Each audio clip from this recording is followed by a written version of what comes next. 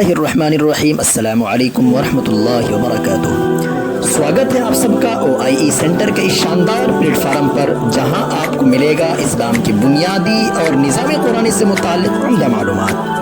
محترم سامعین، اس دنیا میں ہر انسان کی پیدائش، چاہے وہ کسی بھی دھرم اور مذہب سے تعلق رکھتا ہو، صحیح فطرت اور نیچر پر ہوتی ہے، لیکن تجربات اور مشاہدات یہ بتاتے ہیں کہ دنیا میں مختلف فطرت کے انسان زندگی گزارتے ہیں۔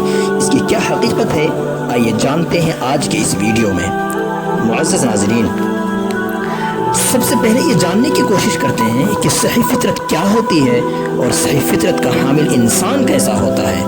مثلا جس شخص کا تعلق رشتہ داروں کے ساتھ برادرانہ ہو، کمزوروں، بے کسوں، لاچاروں اور مجبوروں کے ساتھ دردمندانہ ہو، غرض یہ کہ مخلوق خدا اور انسانیت کے تئیں ہمدردی اور غم گساری کی صفت اس کی فطرت میں ہو، اور قانون فطرت کے متعلق مثبت رویہ رکھتا ہو، اس کی ذات خیر اور بھلائی کے پھیلنے کا ذریعہ ہو، اسی خدادار صفت کو فطرت سلیمہ کہتے ہیں۔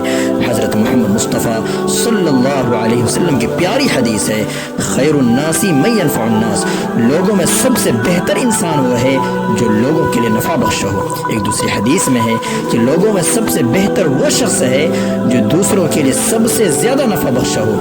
یہی فطرت سلیمہ کی پہچان ہے۔ وہی دوسری طرف کچھ لوگ ایسے بھی ہوتے ہیں جو اس عظیم نعمت سے محروم ہیں۔ ایسے لوگ معاشرے کے لیے بوجھ اور انسانیت کے دشمن تصور کیے جاتے ہیں۔ ان کے نظریے سے انسانی زندگی کو بڑا نقصان پہنچتا ہے، یہاں تک کہ سب سے زیادہ خود ان کو اور ان کی نسلوں کو اس کا خمیازہ بھگتنا پڑتا ہے۔ اس کا سب سے بڑا نقصان یہ ہے کہ یہ دونوں جہاں کی سعادت مندی اور نیک بختی سے محروم ہو جاتا ہے۔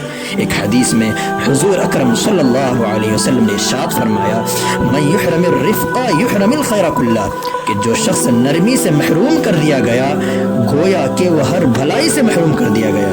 نرمی، ہمدردی اور سینے میں دھڑکتا دل، یہ عظیم نعمتیں ہیں جو اللہ تعالیٰ اس شخص کو عطا فرماتا ہے جس کے ساتھ بھلائی کا ارادہ کرتا ہے، اور جس کی ذات میں یہ دولتیں ہوں گی وہی فطرت صحیحہ اور سلیمہ کا مالک ہے۔ اور یاد رکھیے، جس کی زندگی اسلامی تعلیمات سے جتنی دور ہوگی وہ اتنا ہی صحیح فطرت سے دور ہوگا۔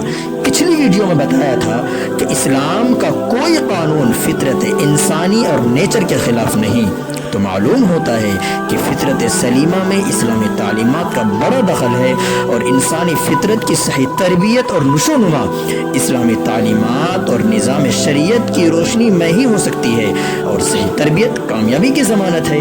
اسی لیے کہتے ہیں نا کہ نظام شریعت اور تعلیمات اسلامی ہے نجات کا واحد راستہ۔